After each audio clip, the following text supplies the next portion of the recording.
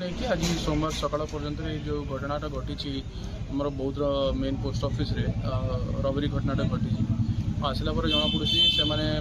Post office पछ द्वार पशि आम डीएफएसएल टीम आसूँ स्पॉट को फिंगरप्रिंट भी कलेक्ट कर निहती भाव में बहुत पॉजिटिव अच्छे यहाँ भी जल्दी धरा पड़ो। सर सीसीटीवी नहीं कौन कहे सर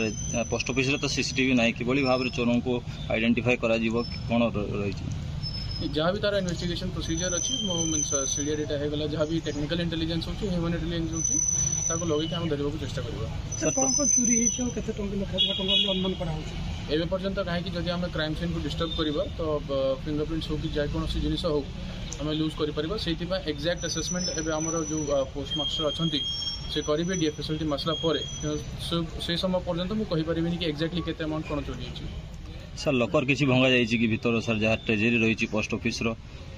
जहाँ जना पड़ुची से माने गैस कटर यूज करके जो पोस्ट ऑफिस